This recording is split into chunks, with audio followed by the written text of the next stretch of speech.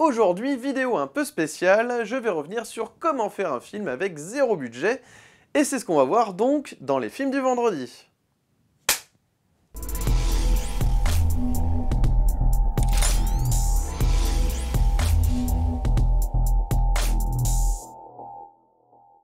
Salut à tous et bienvenue dans les films vendredi. Aujourd'hui, je vais revenir sur comment faire un film donc avec zéro budget.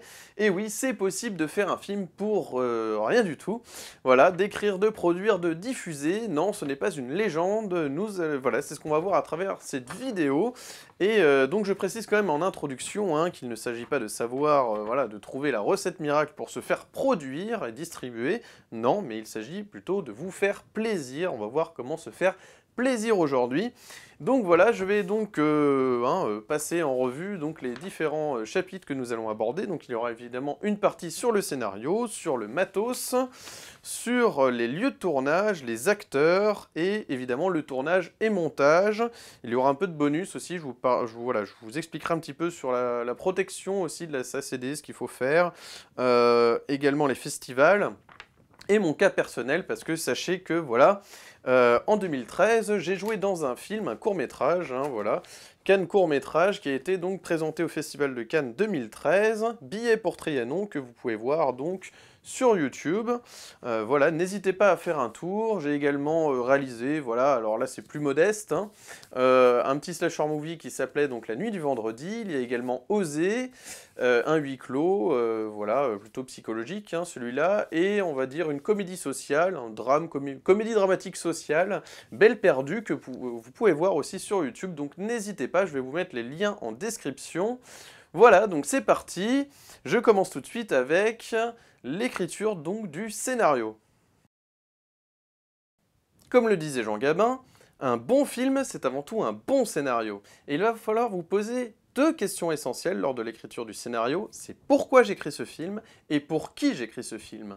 Deux questions essentielles pour à la fois donc savoir quelles sont vos motivations, ça vous permet aussi d'aller dans la bonne direction, hein, de savoir est-ce que c'est parce que quelque chose vous révolte dans la société, est-ce que vous êtes engagé, ou est-ce que c'est tout simplement pour faire un film de genre, ou pour parodier un genre, donc plutôt dans la comédie, de vous poser vraiment la question voilà, pourquoi vous faites ce film, à qui ça s'adresse, quel est le type de spectateur que vous visez, se poser de bonnes questions, ça c'est important pour ne pas se tirer une balle dans le pied hein, dès le départ, c'est très très important d'avoir donc ce pitch aussi hein, que vous allez faire, donc il va falloir que vous écriviez aussi donc, le pitch ensuite dans un second temps de votre film. Une fois que vous savez pourquoi et pour qui vous faites ce film, vous écrivez donc un pitch de quelques lignes qui en fait vous donne une vision globale de votre film, c'est très important d'avoir une vision globale, et donc vous allez avoir donc le squelette de votre film à travers donc ce scénario, donc il va falloir aussi placer le climax, donc ça c'est l'élément un petit peu au niveau émotionnel le plus fort, là où il y a un twist, quelque chose de voilà qui va vraiment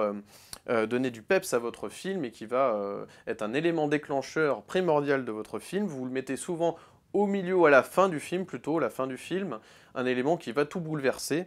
Donc ça c'est très très important de les mettre. Les pay-in et les pay-off, alors ça c'est très important aussi de savoir voilà, pourquoi vous introduisez tel élément. Parce que vous allez introduire des choses, par exemple, je sais pas, ça peut être une arme pour un meurtrier dans un film, ça peut être tout simplement, je sais pas, la venue d'un bébé dans un couple, peu importe, tout dépend de ce que vous écrivez, mais vous allez introduire des éléments. Donc ça peut être souvent, si c'est un objet, il faut que cet objet réapparaisse plus tard et qu'on comprenne pourquoi en fait vous l'aviez introduit. Hein, voilà, c'est-à-dire qu'il fallait vraiment insister sur cet objet parce qu'il va avoir une importance plus tard. Voilà, donc si vous introduisez des choses dans votre scénario, il faut automatiquement qu'elles ressurgissent plus tard dans la suite de votre film. Donc ça c'est très très important aussi.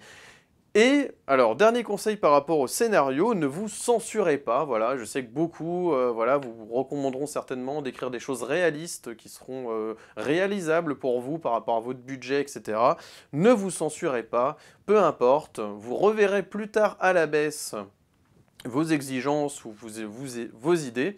L'important, c'est vraiment, déjà dans un premier temps, de laisser exprimer toute votre créativité et de ne pas vous censurer. Le matos à présent. Alors là aussi, ça fait partie des questions que tout le monde se pose. Est-ce que j'ai besoin d'avoir une super caméra, une caméra professionnelle de cinéma? Est-ce que je dois débourser ma vie, voilà, un loyer entier pour me procurer le matériel dont j'ai besoin? La réponse est non. Peu importe votre matériel, surtout s'il s'agit pour une diffusion hein, sur Internet, n'ayez pas de problème là-dessus. Si vous voulez diffuser votre film sur YouTube, sur Vimeo, sur des plateformes justement qui sont adaptées, ne vous prenez pas la tête. Vraiment, l'idée là, c'est vraiment de vous amuser dans un premier temps, de vous faire la main avec la réalisation. Donc si vous avez un smartphone de bonne facture, dernier cri, n'hésitez pas, ou en tout cas qui permet de faire des vidéos correctes, parce qu'aujourd'hui, tous les appareils hein, numériques permettent de faire de la HD pas dégueu, quoi, hein, vraiment très très correct, donc n'hésitez pas. Là, l'idée, c'est vraiment dans un premier temps de se faire la main. Encore une fois, je ne vous donne pas les clés pour être un professionnel du cinéma, je vous donne les clés pour faire votre premier film, votre premier court-métrage et vous amuser avec un budget de 0, je le rappelle. Donc vraiment, c'est possible. Donc n'hésitez pas, si vous avez une caméra DV, tant mieux pour vous. Si vous avez un réflexe, un appareil photo réflexe, tant mieux aussi.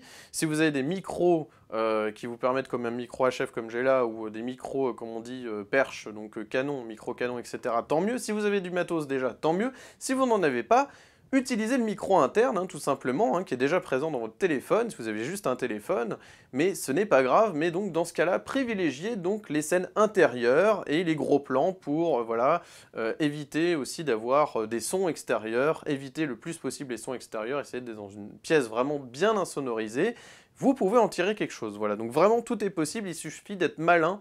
Voilà, en étant malin, vous pouvez réussir vraiment à chaque fois à optimiser en fait votre coût, votre budget, et vous allez vraiment pouvoir faire votre film pour 0.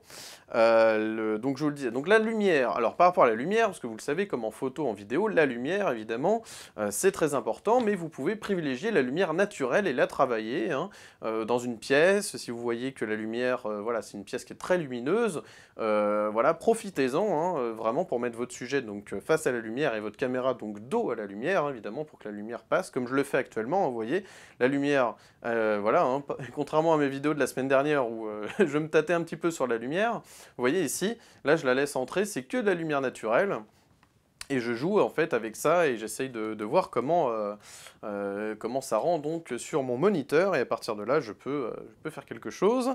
L'Osmo Plus aussi, ça c'est quelque chose que je recommande. Alors là évidemment il faut débourser un petit peu si vous ne l'avez pas, en tout cas c'est ça c'est vraiment du bonus, hein. Ça c'est pour ceux qui veulent dépenser un petit peu, évidemment voilà, je vais vous dire un petit peu aussi le matériel que vous pouvez utiliser pour optimiser aussi vos films, mais voilà, sachez que ça c'est vraiment du bonus, hein. Si vous voulez vous procurer des outils, vous pouvez, hein, du matériel, mais encore une fois, pour 0, vous pouvez le faire. Donc l'Osmo Plus, ça c'est bien parce que ça se combine avec votre smartphone, vous pouvez donc avoir une espèce de... C'est un peu comme une perche avec une caméra au-dessus, donc là évidemment il faut dépenser pour ça, mais voilà, donc ça c'est pour les travelling, hein, c'est-à-dire que moi je l'ai déjà utilisé sur un court-métrage, c'est extraordinaire, ça vous évite d'avoir un rail, voilà, un mécanique, voilà, de travelling. Là vous avez vraiment avec l'Osmo, voilà, on va dire un stabilisateur d'image tellement fort que vous pouvez vraiment faire, voilà, avec cette espèce de poignée hein, qu'est l'Osmo Plus, d'avancer, de reculer comme ça et de faire vos travelling, c'est vraiment formidable.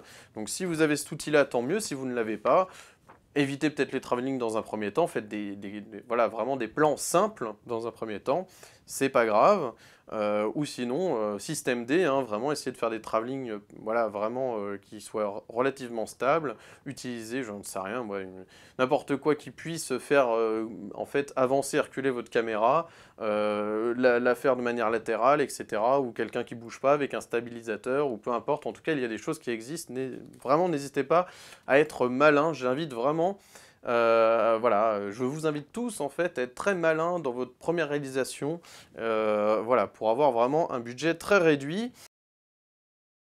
Les lieux de tournage, alors là aussi, beaucoup de questions, comment je fais pour avoir des autorisations de tournage quand je vais à l'extérieur, qu'est-ce qu'on va me demander, est-ce que je vais devoir dépenser quelque chose? La réponse est non, vous allez pouvoir réaliser donc des séquences, tourner des séquences pour 0, alors là c'est pareil. Privilégiez le tournage chez des amis, chez vous, en intérieur, vous avez le droit de tourner chez vous, dans votre jardin, peu importe, si vous voulez faire une scène extérieure, mais c'est un peu... Voilà, vous pouvez en tout cas avoir des lieux qui vous coûtent rien, donc vraiment, voilà, vous êtes en autoproduction totale, hein, encore une fois, je le précise, vous n'avez pas de structure, hein, parce qu'évidemment, si vous êtes une association, si vous avez une petite production, une société, que vous allez voir, évidemment, voilà, je ne sais pas, un établissement où vous voulez tourner dedans, évidemment, ça va être plus facile. Si vous êtes en autoproduction totale, on vous écoutera pas beaucoup, et je parle en connaissance de cause, voilà. Donc vraiment, privilégiez de tourner chez l'un, chez l'autre, chez des amis, chez vous, voilà, n'hésitez pas. Évitez donc du coup les scènes extérieures, évidemment, et privilégiez des lieux qui ont du sens. Pourquoi du sens? Parce que si vous avez écrit beaucoup de choses farfelues dans votre scénario, que vous dites mais comment je vais réaliser ça, comment je vais avoir ces lieux-là, je les aurai jamais, essayez de faire en sorte que chez vous, vous pouvez très bien, avec des plans très serrés, faire croire qu'il s'agit d'un commissariat, d'une pharmacie, peu importe, d'une boulangerie, je ne sais pas. Vous pouvez tout faire croire à condition que votre set soit bien mis en place et qu'on y croit en fait, voilà, tout simplement. Si c'est censé se passer dans un garage, eh ben, vous pouvez très bien tourner dans votre garage, enfin voilà, tout est possible. Voilà, donc n'hésitez pas en tout cas déjà de faire des films courts et de privilégier donc des lieux qui sont accessibles pour vous et qui voilà, ne dérangent personne. Alors les acteurs, là aussi c'est intéressant, puisqu'on a souvent la question de savoir mais comment recruter des comédiens, voilà, comment je fais, voilà. En fait c'est tout simple. Moi personnellement, donc c'est un site hein, qui n'a plus de preuves à faire, hein, c'est un site vraiment qui est une institution depuis des années, que beaucoup en tout cas de cinéphiles utilisent, et il s'agit donc de cineas.org, donc ça voilà c'est vraiment le site que je recommande. Moi je suis toujours passé par là pour mes annonces, pour recruter des personnes pour faire mes films. C'est un site formidable qui met en relation donc des jeunes cinéastes, des passionnés, des jeunes acteurs qui veulent voilà, accéder à des castings. Donc évidemment vous préciserez dans votre annonce qu'il s'agit d'un projet bénévole, hein. Vous pouvez très bien être dans une catégorie qui s'appelle bénévole, enfin projet bénévole, hein. Il y a des catégories comme ça dans cineas.org lorsque vous déposez votre annonce. Précisez bien donc qu'il s'agit donc d'un projet bénévole. Description donc du profil recherché, c'est-à-dire que vous avez vos personnages, vous avez l'idée des personnages, et donc vous mettez 2-3 adjectifs sur vos personnages, ça vous permet de savoir un petit peu quel est le type de profil que vous recherchez, physique, les traits de caractère, etc. Vous indiquez tout. Et évidemment, vous expliquez bien qu'il s'agit, voilà, que c'est dans le cadre, en fait, hein, d'un court-métrage que nous recherchons tel ou tel acteur, un court-métrage étudiant ou pas, tout dépend de votre démarche de base, mais sachez que voilà, c'est toujours dans cette idée de bénévolat. Et d'un autre côté, donc n'oubliez pas, il n'y a pas à culpabiliser de recruter des comédiens en leur donnant 0 €. Pourquoi? Parce que vous pouvez aussi préciser que voilà, ce sont des films qui vont permettre à la personne de se faire une bande démo, d'alimenter leur bande démo. Vous, ça vous fait la main sur la réalisation, donc c'est donnant dedans. Donc il n'y a aucun problème là-dessus. Vous avez également le site book.fr, par exemple, si vous êtes plutôt visuel et que vous voulez accéder directement au book de la personne. Ça peut être un site aussi à aller fouiller, tous les sites de book, de casting, etc. N'hésitez pas à voir un petit peu les CV, à taper le nom des jeunes comédiens donc sur YouTube ou sur Vimeo, de voir un petit peu quelles sont leurs bandes démos, qu'est-ce qu'ils ont fait. Vraiment, intéressez-vous au parcours et au parcours artistique, en fait, tout simplement, de vos acteurs et actrices potentiels. Voilà, et en rappelant quand même que sur Cinéast, n'hésitez pas, hein, enfin c'est un peu le but en même temps, n'oubliez pas dans votre annonce de mettre votre mail pour qu'ensuite donc les acteurs et actrices vous contactent par mail et vous partagent leur bande démo, leur candidature en fait tout simplement, hein, c'est comme une candidature normale. Voilà, et donc ce sera à vous après de trancher. Vous pouvez également organiser une journée, hein, une journée de casting, hein, voilà, où vous pouvez tout simplement sinon, voilà, à partir des mails et des candidatures, faire votre choix, pardon, et à partir de là, donc, constituer votre équipe. Je passe maintenant au tournage, et là aussi beaucoup de questions sur les échelles de plan, parce que c'est vrai qu'on peut se demander aussi, voilà, comment je fais pour faire mon cadre, etc. Alors, n'oubliez pas que dans la partie scénario, il va être important aussi, je reviens dessus hein, forcément, parce que pendant le tournage, il va falloir quand même qu'à partir de votre scénario, vous imaginiez des plans. Donc soit vous le faites à quelques jours du tournage, mais je vous conseille pas trop, je vous conseille quand même en amont, pendant la phase du scénario, d'élaborer ce qu'on appelle un storyboard, c'est-à-dire qu'effectivement vous allez dessiner chaque vignette, hein, chaque plan en fait de vos séquences, donc ça va faciliter les choses au tournage, donc évidemment ça c'est quelque chose à faire en amont du tournage, hein. Quand je dis tournage, voilà, il faut quand même privilégier quand même votre scénario, qu'il soit béton, et ensuite après le scénario, c'est voilà, vraiment de mettre en image son scénario et de voir quels sont les plans que vous allez tourner. Vous allez gagner un temps fou là-dessus, je le précise. Alors évidemment, quand il s'agit de scènes dialoguées à une table et que c'est du champ contre champ, bon, vous n'êtes pas obligé de vraiment vous casser la tête là-dessus. Mais sur des scènes plus compliquées, très découpées, voilà, où ça nécessite vraiment un découpage particulier voilà, de la séquence, n'hésitez pas vraiment, si vos personnages se déplacent, hein, tout simplement, hein, s'il y a un déplacement des personnages particulier, de découper ça en mettant voilà, plan d'ensemble, plan large, plan gros plan, voilà, plan taille, épaule, plan américain, hein, comme on dit, donc ça c'est sous la taille, hein, sous les revolvers, hein, parce que le plan américain ça vient du western. N'hésitez pas à vous poser les bonnes questions sur les échelles de plan, parce qu'évidemment, parfois, vous allez avoir envie d'avoir l'acteur en gros plan, hein, donc d'avoir vraiment son visage, plutôt de taille, d'épaules, de taille, etc. Donc vraiment selon les plans, selon les goûts et les couleurs, et surtout les répliques, parce que voilà, il peut y avoir un mot qui a du sens et qui est très très fort, et il faut qu'il soit en gros plan, parce que voilà, ça va traduire quelque chose au niveau émotionnel. Donc n'hésitez pas à faire comme ça. Et pensez aussi à votre cadrage, hein, vraiment de bien cadrer, de savoir comment vous voulez placer vos comédiens, ça c'est très très important.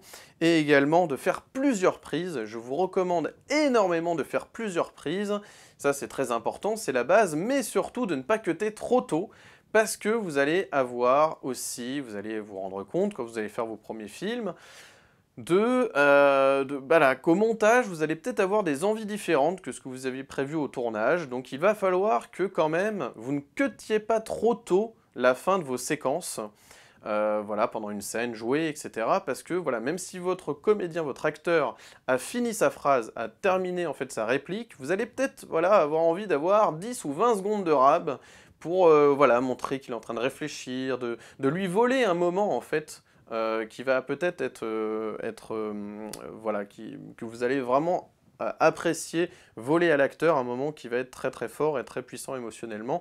Donc n'hésitez pas à laisser, avant de dire couper, voilà, vous mettez 10-20 secondes larges pour avoir vraiment de quoi faire au montage un petit peu votre tambouille, voilà, savoir ce que vous voulez faire une fois au montage. Alors justement, le montage, nous y venons. Alors, sachez que voilà, il y a beaucoup de questions aussi sur quel logiciel utiliser. Est-ce que je vais devoir dépenser pour faire mon montage? Sachez que si moi j'utilise Adobe Premiere Pro par exemple, voilà, évidemment c'est un logiciel que je paye, mais au tout début j'avais une version d'essai de 7 jours qui était totalement gratuite. Donc voilà, encore pareil, vous pouvez donc pendant 7 jours avoir un logiciel de montage qui vous permette justement de faire au moins votre premier film, hein. Je pense qu'un court-métrage, vous pouvez le monter assez rapidement si vous vous y mettez bien.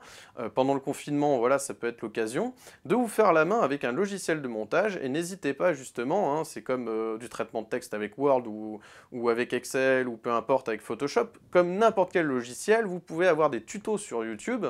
Allez-y, regardez-les. Aujourd'hui, vous pouvez être autodidacte. Vraiment, j'invite tout le monde, tous les internautes et tous ceux qui me suivent à être autodidactes. Voilà, si vraiment vous avez une passion du cinéma et que vous voulez pratiquer, soyez autodidacte, soyez gourmand, d'aller voir aussi des tutos. Moi, c'est beaucoup voilà, j'ai regardé beaucoup de tutos par rapport à ça. Donc n'hésitez pas.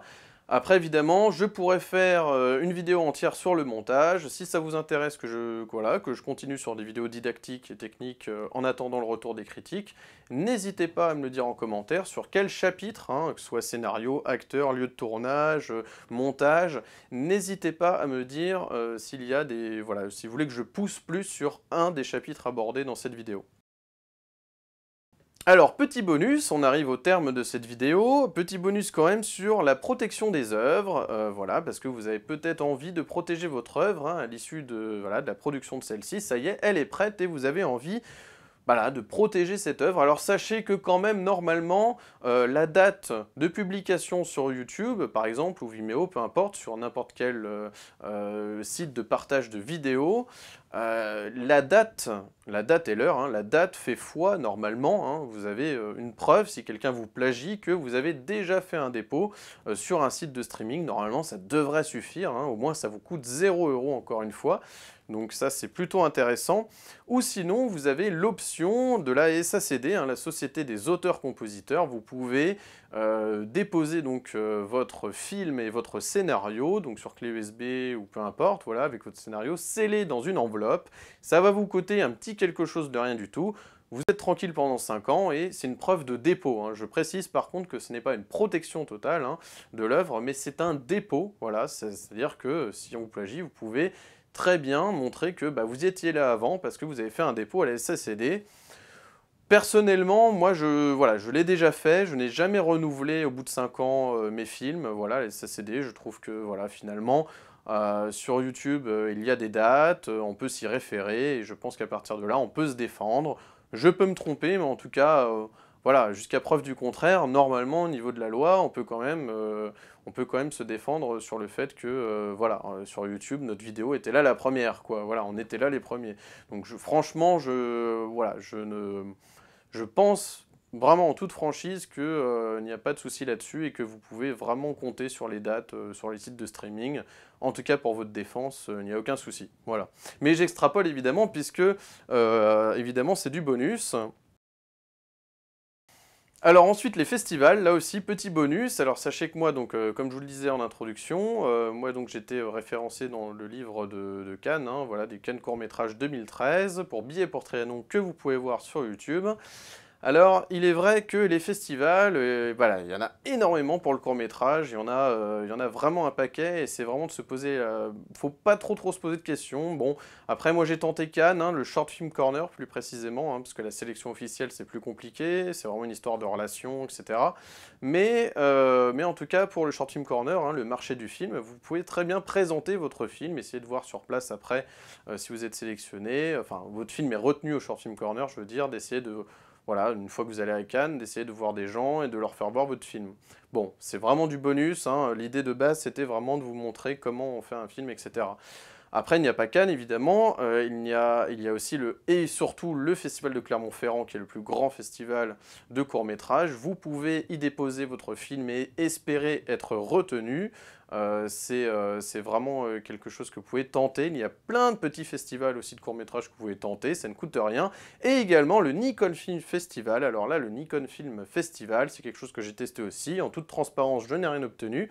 Mais vous pouvez proposer, voilà, un film, c'est en général entre 1 minute 30, 2 minutes, faut pas faire plus de 2 minutes. Vous pouvez proposer, voilà, votre film et donc un jury, et après, voilà, vous êtes soumis à un jury et peut-être que votre film sera retenu. Il y a un thème tous les ans, il y a un nouveau thème et vous pouvez partir de ce thème pour écrire votre film et ensuite le proposer. Voilà, bah écoutez, il y a beaucoup, voilà, il y a beaucoup de festivals, ça pourrait faire aussi l'objet d'une vidéo, donc voilà, mais voilà, grosso modo, je vous ai donné un peu toutes les étapes, en fait, pour faire un film. N'hésitez pas à me poser des questions en commentaire aussi, ou à me solliciter pour me proposer, par exemple, pour la semaine prochaine ou les semaines à venir, pendant le confinement, de revenir sur certains points précis, que ce soit sur le scénario, la production, les acteurs, le matériel cinématographique pour justement réaliser vos propres films. N'hésitez pas à me solliciter là-dessus, je répondrai bien évidemment avec plaisir à toutes vos questions. Et je commence à voir que le soleil est en train de partir, ça me fait des espèces de trucs bizarres partout. Je vais m'arrêter là, ça tombe très bien. Voilà, une perte de lumière qui commence à arriver justement. Voilà.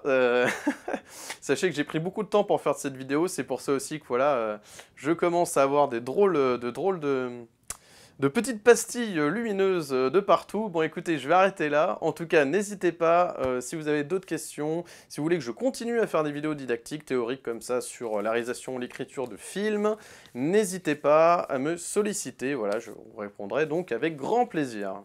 Si vous avez aimé cette vidéo, n'hésitez pas à mettre un pouce bleu, de vous abonner, d'activer la cloche pour ne manquer aucune de mes nouvelles vidéos. La semaine prochaine, bah écoutez, voilà, dites-moi si vous voulez que je continue sur cette lancée, des petites vidéos pratiques hein, pour réaliser des films, ou si vous voulez que, justement, donc comme je vous disais la semaine dernière, Je compte aussi revenir sur d'anciens films avec un nouveau format, hein. Voilà, dites-moi ce que vous préférez, sinon je trancherai par moi-même.